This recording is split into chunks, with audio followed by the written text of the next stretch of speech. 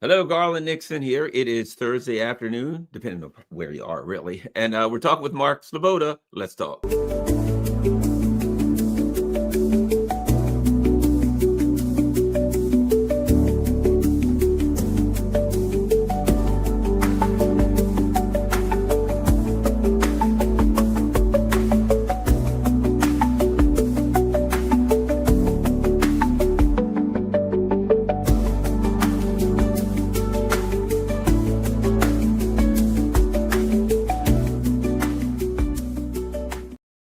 Hello, Garland Nixon here, and we're hanging out with the one and only Mark Sleboda. And of course, Mark Sleboda has a great page at Boosty.com. We're going to talk a little bit, then we're going to touch base on that. Mark, let's get going. Democracy, free and fair elections. The country should decide their own future, with the exception of Romania, Moldova, maybe even France. What do we know now? What info do we have based on the free and fair election in Moldova?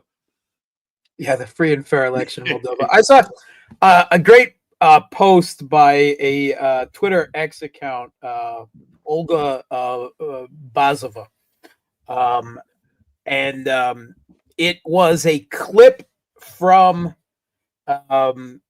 this comedy movie, The Dictator.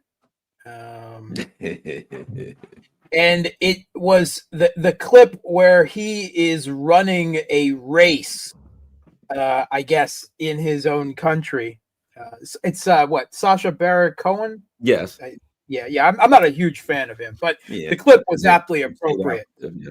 There's a race, and as he's running, right, he's turning around and shooting the other people in the race if they ever get close to him. And then when he stops, they stop behind him, and then they run. As he starts getting tired, they run the finishing line forward so that he can pass through it. And that's essentially how the West ensured the continuance of a pro-Western government in Moldova. If we take the vote of Moldovans who actually live in Moldova, they voted for the opposition, right? I mean, okay, this was a parliamentary election, so it wasn't actually, on the presidential. But this is exactly what happened last year during the presidential election and during a referendum on joining the EU that was held in Moldova. The vote actually in Moldova went against this pro-Western leader on all of these votes, Maya Sandu. And the way she won was a shady business with the vote abroad. Now, Moldova because Moldova's economy, it's the poorest country in Europe, or it was, maybe Ukraine is now. But, they don't, a lot of corruption, poor country, a lot of people leave Moldova to work. The largest share of them in Russia, but a large share of them in Romania as well, and other European countries. Moldova is a divided country. It's divided on ethnic lines. It's divided politically, largely along those ethnic lines. There's a lot of Moldovans whom ethnically and historically lead to Romania. A lot of them even want to join Romania, or if not, then they want to be part of the EU. Nothing wrong with that. They have that right. I think they're badly mistaken, but that's their goal. And then there is a pro-Russian ethnic and political composition in Moldova, and a lot of these are ethnic minorities, and a part of the autonomous / separatist region of Transnistria across the Dniester River in the east.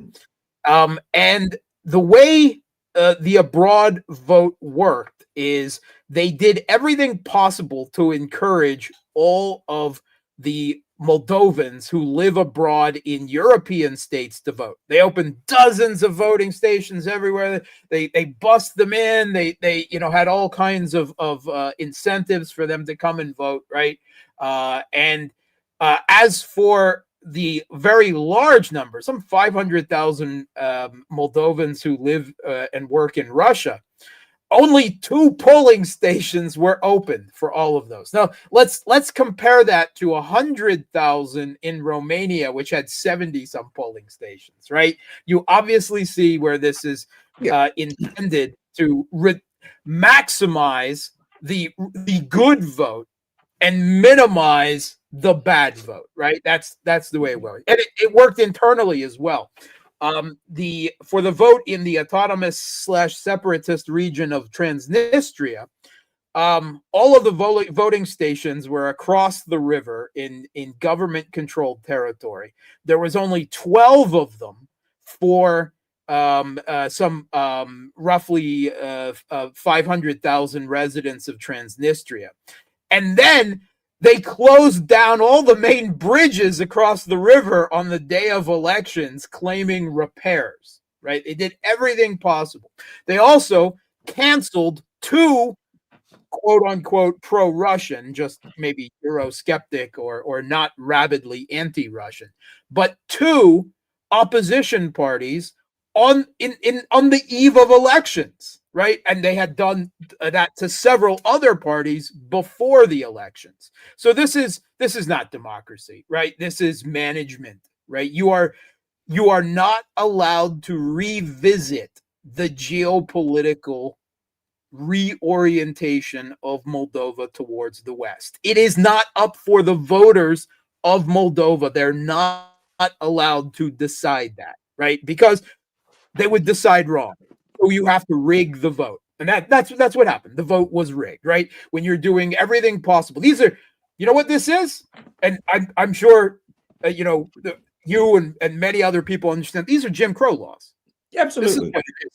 This is to encourage and maximize some people to vote and to do everything systemically possible to restrict other people's ability to vote.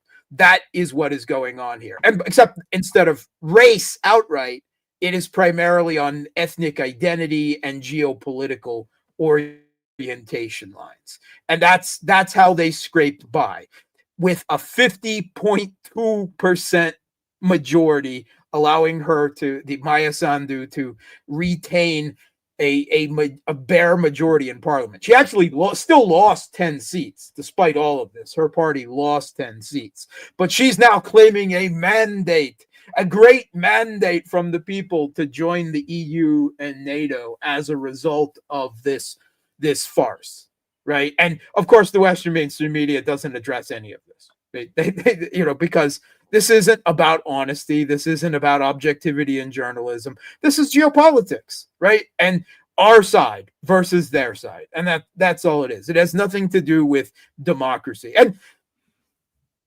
you can't even say that the Europe is just looking the other way in Moldova, because you're right. This is exactly what they did in Romania, right? I mean, they did the same thing. They canceled candidates that they banned candidates that had a geopolitically an unacceptable geopolitical position. And they're talking about doing the same thing in Germany, right? Banning the alternative for Germany, whatever you may think of their other policies. And I don't agree with all of their policies, but then again, I don't agree with any political party, all of their policies. So that's not for me to say, but they want to ban them. Why? Primarily, and that's not their position on immigration. No, it's their geopolitical position. The same thing in France, right? The politicization of cases to stop Marine Le Pen and the National Rally Party, right? Ultimately, that is what this is about. It is about geopolitics, and you are not allowed to change the geopolitical orientation. That is not up for voters to decide.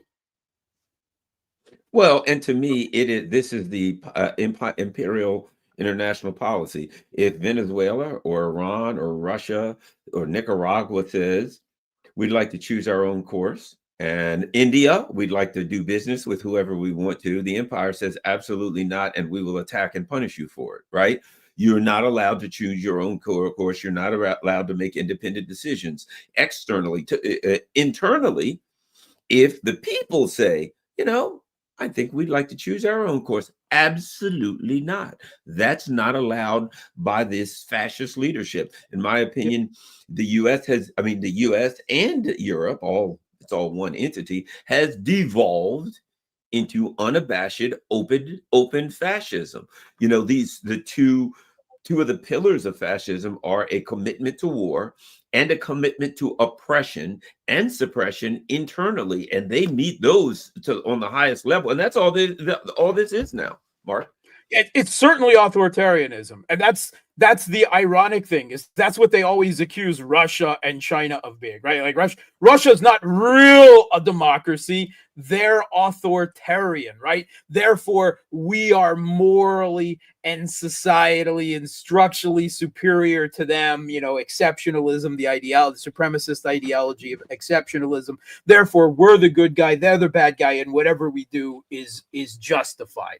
But this is exactly authoritarianism, right? I would argue of an even more egregious sort than you see in Russian domestic politics, which I don't think the term applies the way it's used, but that's another story. In Ukraine, this was done exactly the same, except it could be done to an even more totalitarian level after the West-backed Maidan putsch, because it became perfectly acceptable to just ban all of the opposition parties, all of the leftist parties in the country, all of the parties representing the eastern half of the country. They were just all banned. All the media representing them was banned. All the parties were, first they were lustrated and pogromed, and then they were some of them were banned, and then eventually all of them were banned, right? And their leaders charged with treason, and that's it, right? You cannot revisit this geopolitical reorientation in Ukraine that was achieved with the West-backed Maidan putsch. It's just not allowed. And this is being done in Moldova and in European countries as well. And they made perfectly clear it's not going to stop, right, with Romania and everything. The EU technocrats, von der Leyen, made clear they're targeting the government in Hungary and in Slovakia for removal. They're going to do everything they can, interfere in the elections. They accuse Russia of heavy-handed interference in the Moldovan elections. What are you talking about? The EU is the definition of heavy-handed interference in this election, right? You want to talk about flooding the information warfare space and aiding systemic attempts to rig the vote, the abroad vote, and everything like that. That is actual interference. And when they claim Russia, I would fault Russia for not doing enough, right? Considering what the other side is doing and how the game is going, or really not doing anything. But I mean, just forget. I mean, it's not even managed democracy. It's just management of populations at this point, right? And it's, we see the same thing in the US. The people are a little more accepting of this management, but it's still the center right, center left shuffle. I could always ask, who do I vote for in the US election if I want to vote against Goldman Sachs and JP Morgan? Right? Me, Nixon. Yeah, Vote Nixon. Yeah, which is to say no one, right? Because you will never Exactly. be allowed to run on that platform. The political system is controlled. This is a pantomime democracy. It is that is all it is. And Europe is absolutely, perhaps even worse in much of Europe at this point as well. Yes. Let me read a couple of things from President Putin today. One of them says, it's interesting. The Russian leader responded to attempts to impose Western hegemony with the Russian proverb, "There is no remedy against a crowbar except another crowbar."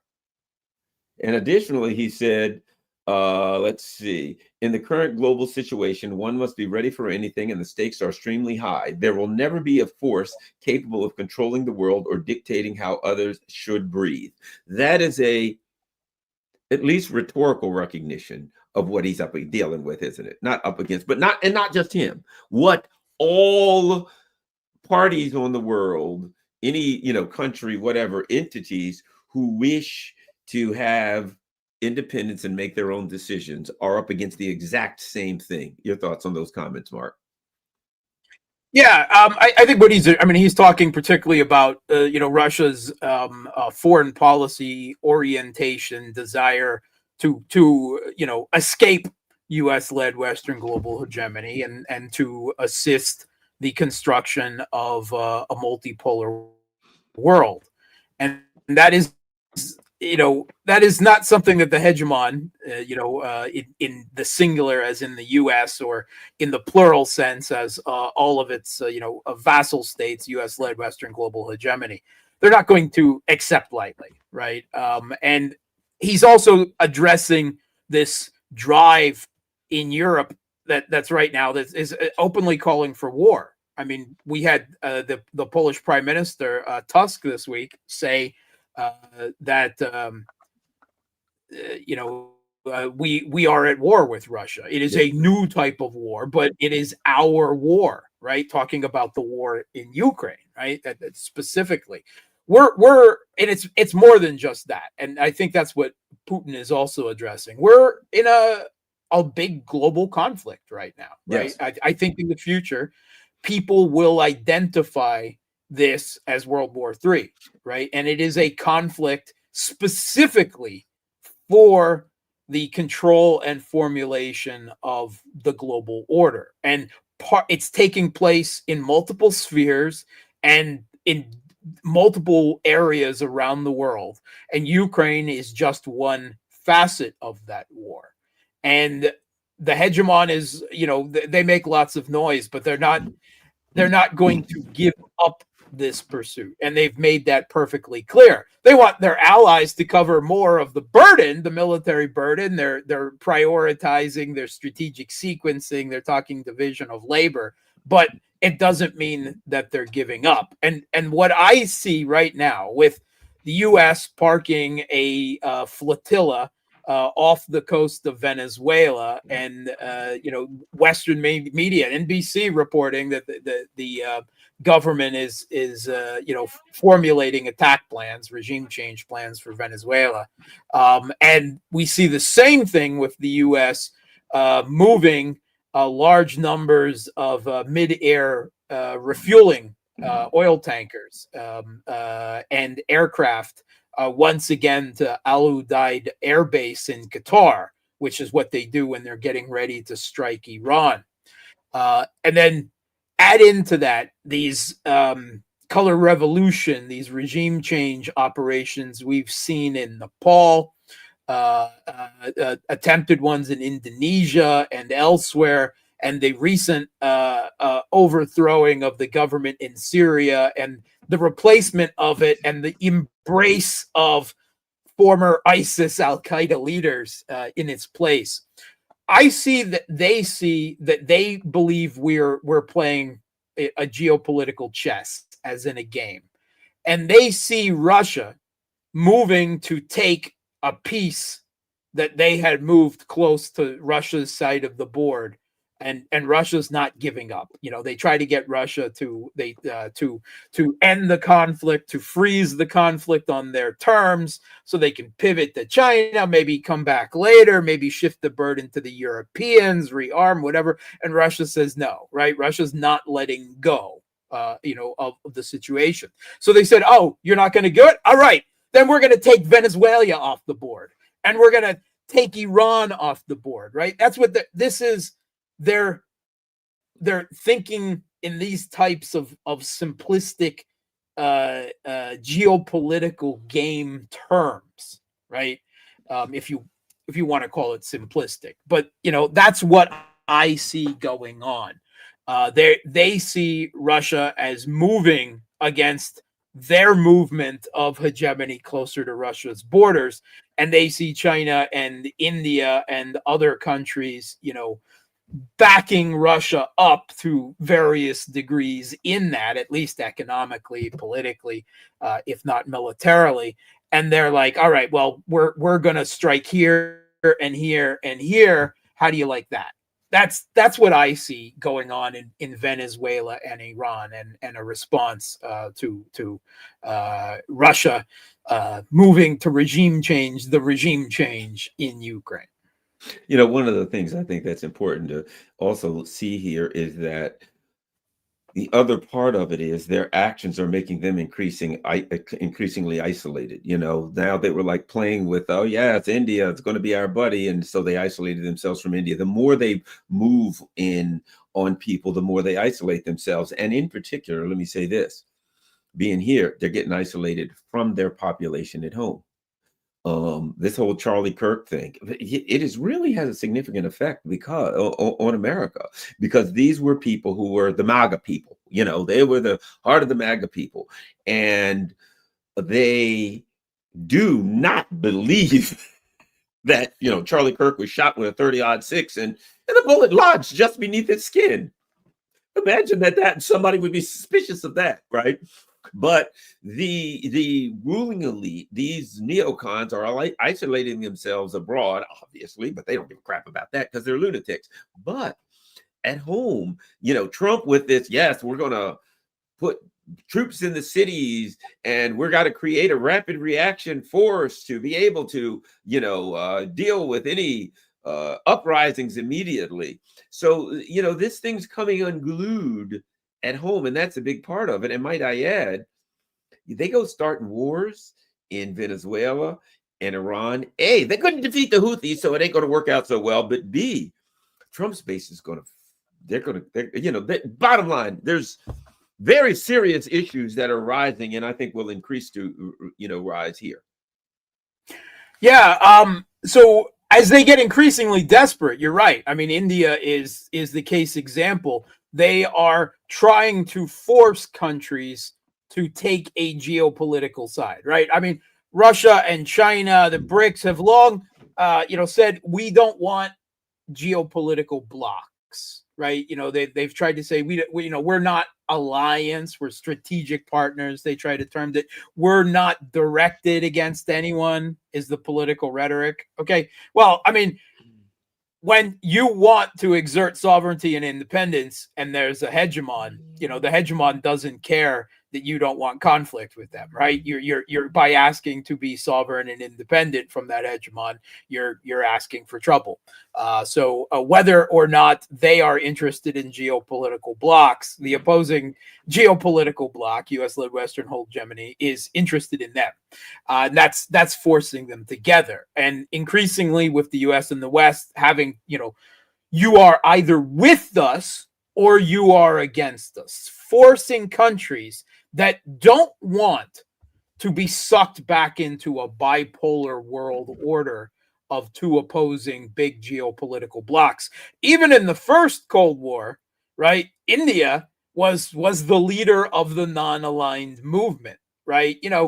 Yes, they had good relations with the Soviet Union, but they weren't part of the communist bloc, right? Now that type of non-aligned position is no longer acceptable, right? You can't you can't even trade with countries that are part of the opposing bloc, and if you do, you will be punished, and that's what the U.S. is doing. And yes, it is forcing countries. Some countries can't afford the shall we say, the vanity of sovereignty and independence from the United States. They simply don't have the power to do so, right? And I'm thinking of countries like Qatar.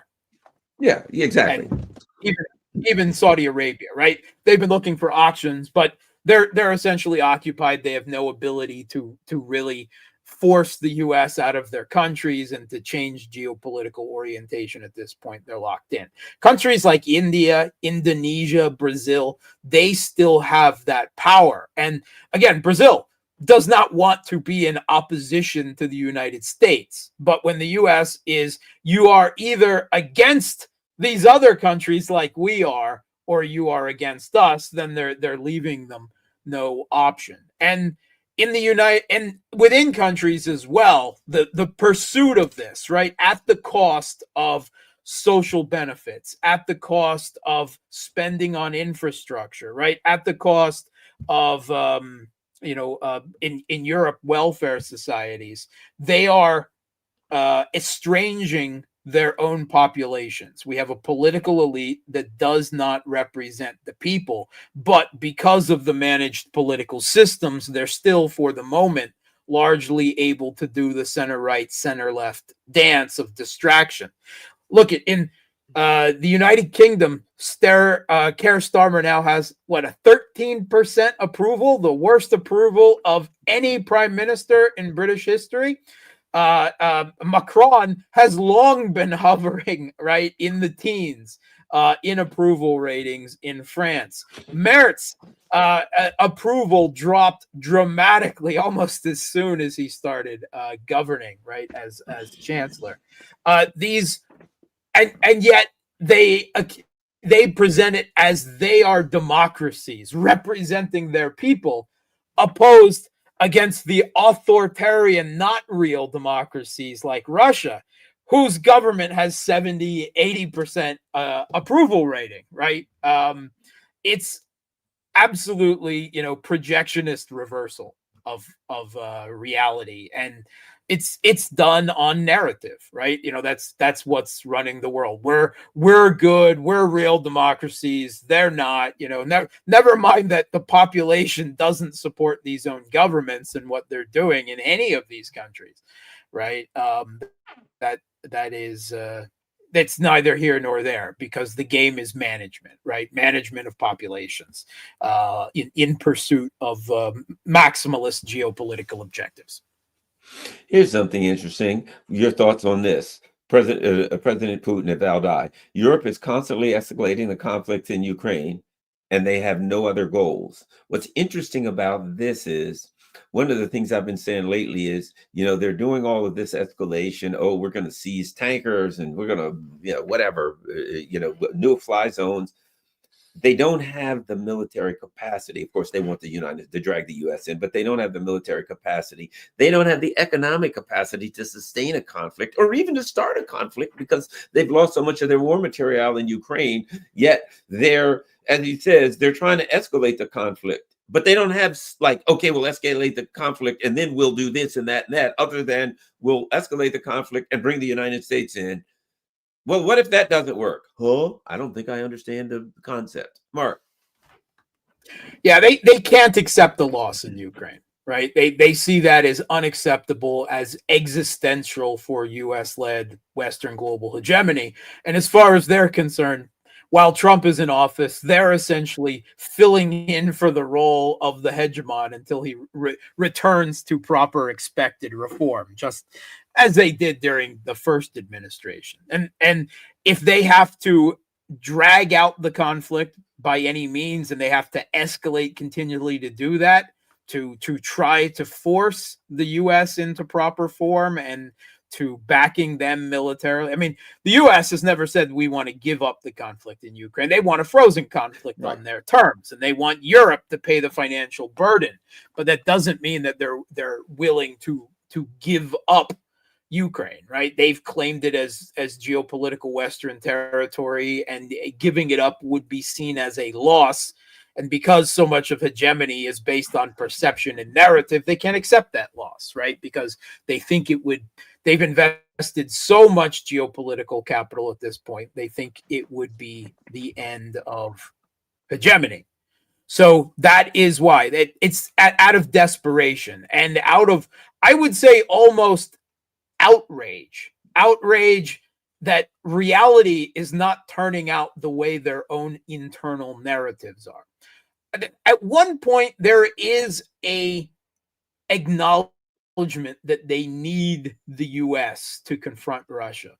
On the other hand, I think there's also simultaneously and contradictory in a lot of their heads a refusal to accept that they could even possibly lose to Russia, right? To Nigeria with snow, to this gas station masquerading as a country, because they've bought their own propaganda. They've been drinking their own Kool-Aid so long on the inferiority and the corruption and the inability of Russia to do anything economically, militarily, politically, and at the same time they've bought their own propaganda about how incredible they are in all of those terms and superior to Russia. They just can't accept reality, right? They keep thinking that if we just hang on a little bit more, Russia will collapse, or the US will do,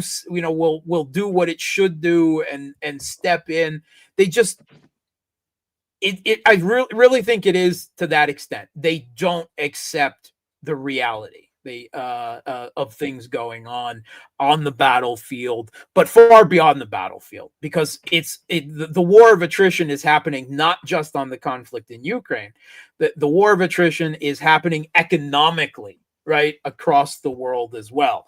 And as Europe is deindustrializing and suiciding their own economies with these sanctions and the destruction of the Nord Stream pipelines and everything, they're still raging against accepting those realities. You read the Western papers and they acknowledge, the UK and France, their own ministers are talking about accepting IMF bailout loans because they're bankrupt at this point.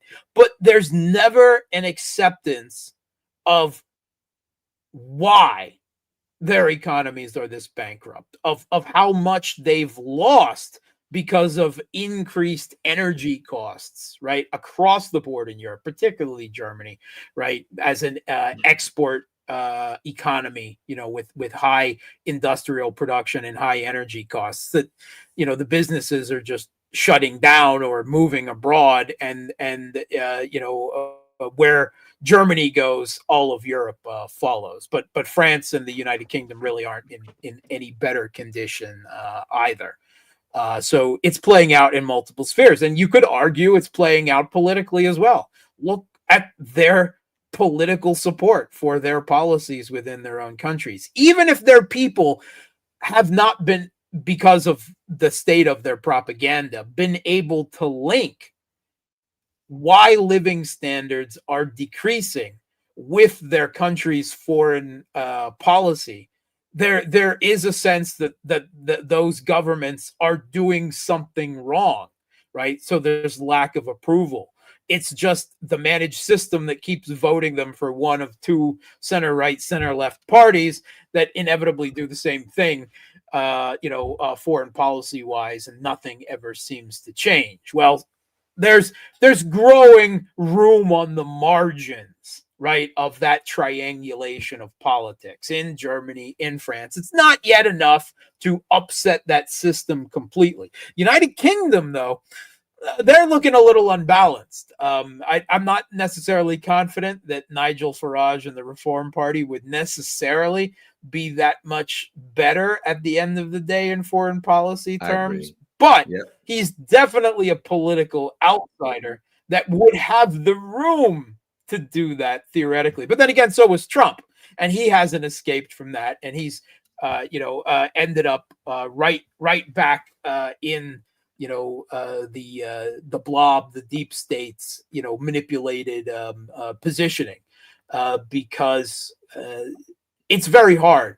There's so much institutional pressure from the Congresses and the parliaments and the deep states and the security services and the militaries and the military industrial complex and the propaganda machines. I mean, the media, sorry, that are all part of one consensus, that when you manage to elect someone who might aspire to breaking out of that and trying to do something new, finds themselves locked into the same trap, at least in terms of foreign policy.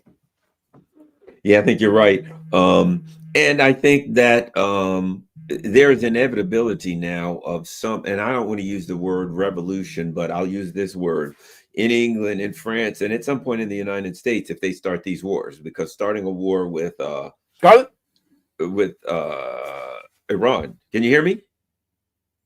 Oh, did you lose me, Mark? Well, I'll just keep talking then. If Garland is out of the room for the moment. How about now? Can you see me? No? Something weird. Can you see me now, Mark?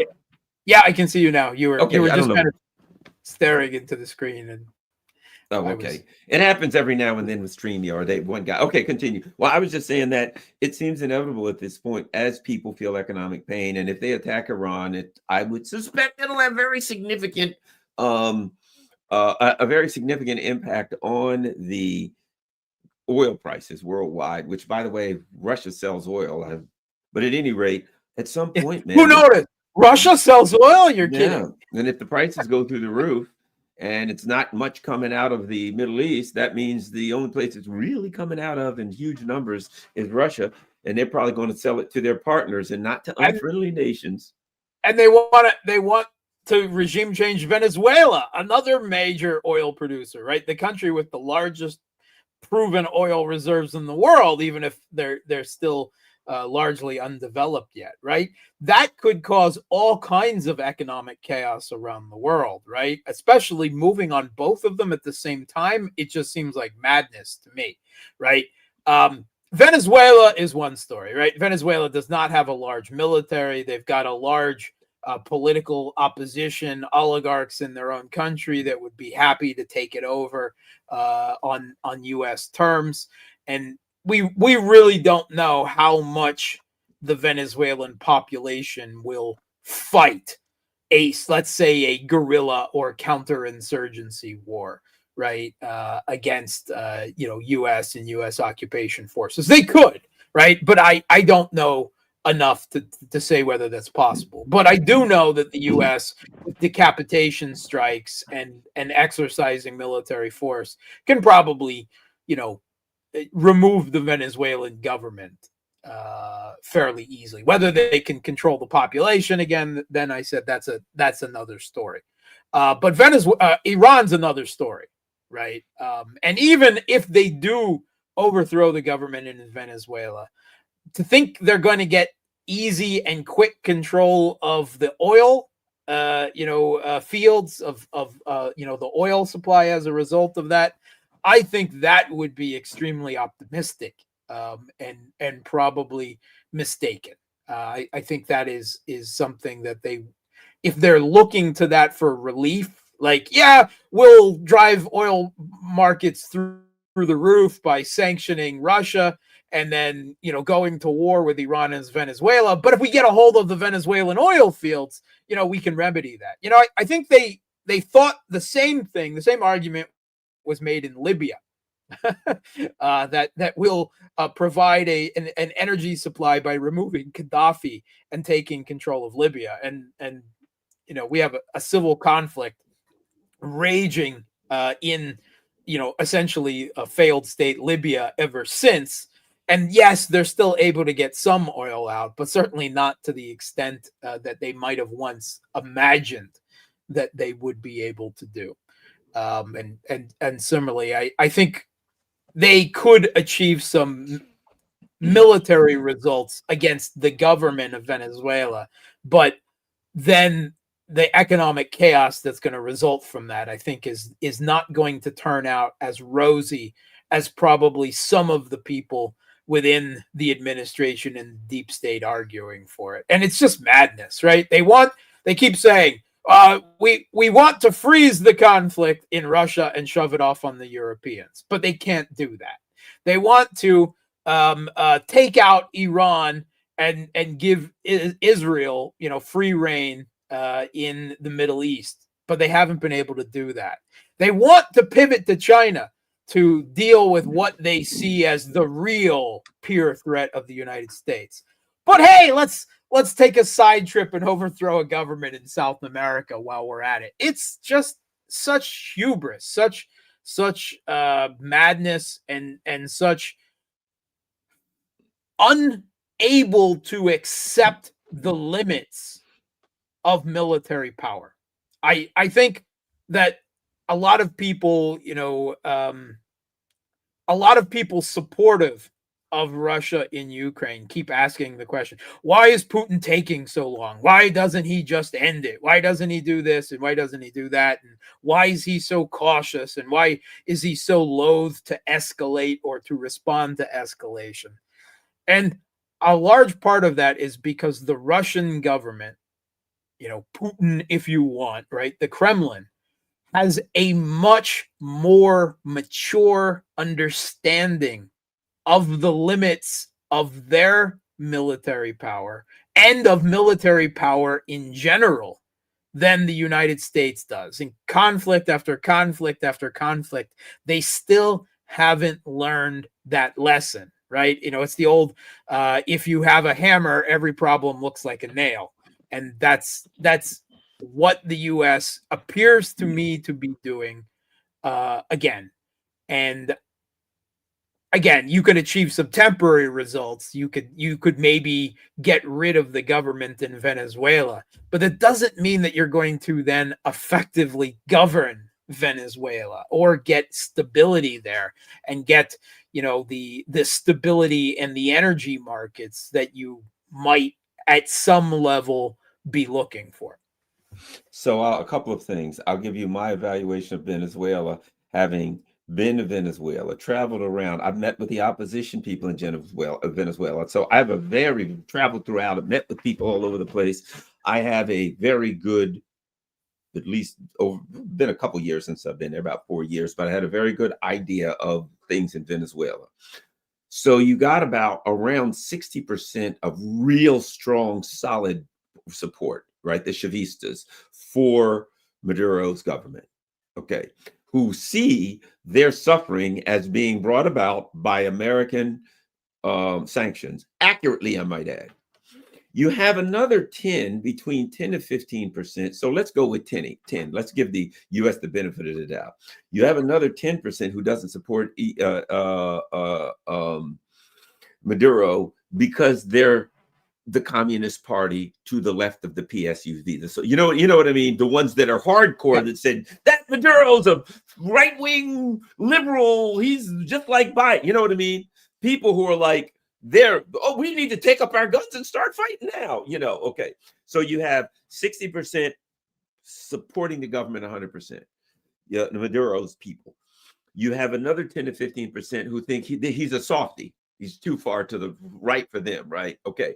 So let's just say 10%. That's 70%. Then you have 30%, the minority, 30%, that the right wings, the Juan Guaidos. But they're outnumbered. They're outnumbered about 70 to 30. Okay. Number one.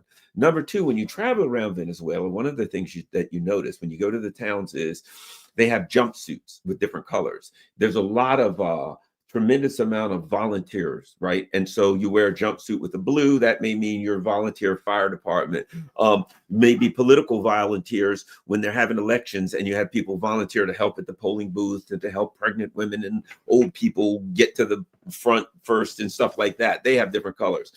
The light tan is the jumpsuits. They're the militias, which there's millions of them. They have been issued weapons and AK-47s, and they are ready for, and you know the term when it comes to the communists and socialists, armed struggle, right? They are ready for armed struggle. And I mean ready for armed struggle. Something people they're like, oh, they'll use the government. I mean the military. One of the things that Chavez did in the South American countries, what the U.S. would do and what the Spanish would do. The Spanish, I'm okay, we're going to leave this country, but we're going to leave 20% who are Spaniards.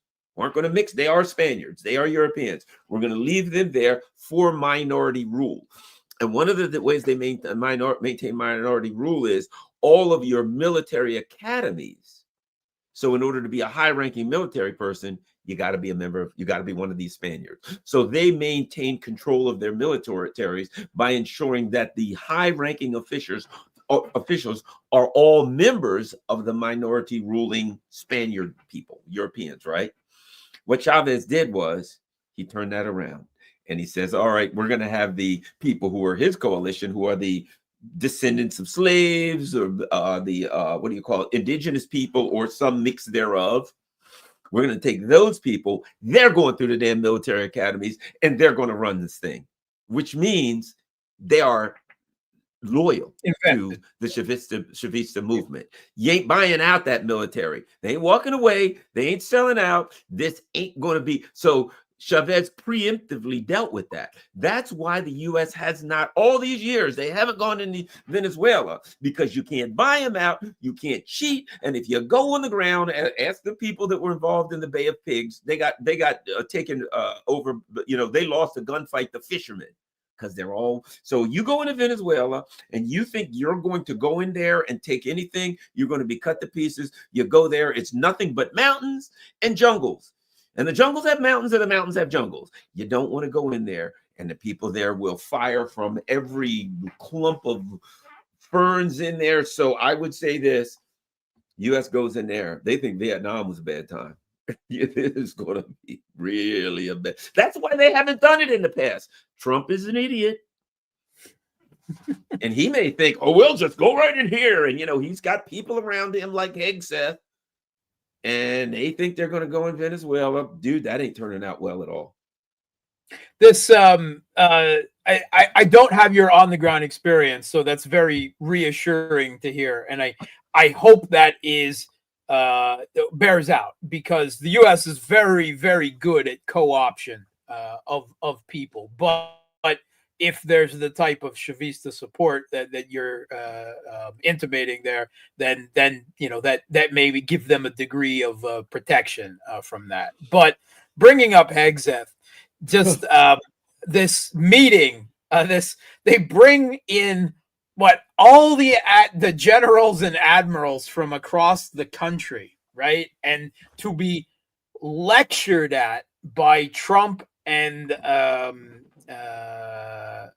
Hegseth. And Hegseth is such a clown, right? I do get the idea to a large extent that this is them telling the military brass, reminding them, hey, I'm really in charge, right? That's what Hegseth is saying. It's the Department of War. And the other, it just seems this rebranding nonsense that, the comment in Politico was of some disgruntled general saying they could have sent out an email, the enormous expense from this. But it's not really even about the generals and the admirals. It's more about the public, right? And the narrative that they're constructing, and that this as need for Trump to rebrand everything, cover it all with tacky gold lame paint and brand it as Trump, right? They even did it to the White House this week. Trump was bragging about how much of the White House interior design is now high quality gold, right? And everyone will be so impressed. It's so blatant. But I understand that they've conducted already a serious purge of the military brass, of the generals and admirals. I've seen the number 20% tossed around. Now, obviously, the U.S. has a top-heavy military in terms of its brass right now, and probably needs a little pruning. But to bring them all here and do this domestic political-based posturing about saying that we're ending policies of supporting transvestites in the military and so forth, and we're going to ignore all the science on climate change and everything else. Was that really necessary to bring every general and admiral in the country? No, of course it wasn't, right? This is domestic political posturing. And in effect, they're using the top military brass as a set piece in their domestic political game. And I think that enough of the admirals and generals are probably understanding of that. And this whole stunt is not going to have won them over. I don't think that they have any respect for Hegseth at all. And I think that Trump, by default and, backing all of this up, is alienating his own military brass to I mean, I say this, I don't think it's a bad thing. For the rest of the world, it's a good thing, right? Trump alienates his military brass. Wonderful, right? Yes, go, man, go. I mean, this is the chaos bomb I always wanted with Trump, right? This was the good part of Trump, right? But, I mean, it's from a U.S. national security perspective, it's stupid and counterproductive. Yeah, and now people have made a big deal. I know we got to go in a second, but I did want to ask you this. There's a big deal like this. They said prepare for war. They said prepare for war. They're involved in a war in Ukraine. They're involved in a war in the Middle East. They're really attacking fishing boats off the case of course of Venezuela. I don't think the rhetoric they used about prepare for war it's significant in light of the kinetic actions that they're actually taking throughout the world. If anyone in the military didn't get the message by now, I don't think just Pete Hegseth saying prepare for war is going to really suddenly shock. Oh, really? Prepare for war? What? Oh, I thought we were just going to come in here to have a milkshake. Yeah, I mean, when in the last 3 or 4 decades has the U.S. military not been involved in war, right? I think the message was be prepared for more war, be prepared for bigger war, right? Be prepared for, Israel first. And one of the comments that Trump made, I just couldn't believe it. He said, if any general out there doesn't love Israel or doesn't like Israel, I'll fire him on the spot. I'm like, whoa. I mean, that is just, forget America first. It really is Israel first policy, right? And this is the blatant politicization of the military, right? Because they're not saying that, which would be perfectly acceptable from being, you're a military vet too, you understand it. You don't have to like the political position of your leaders as long as you obey orders, right? But they're saying that's not enough now, right? You have to agree with us. It's not enough to obey orders. You have to politically agree with us. This is a politicization of the military I think to a greater degree than we've seen in modern time. Thought crimes. Thought crimes. Isn't that what they call them?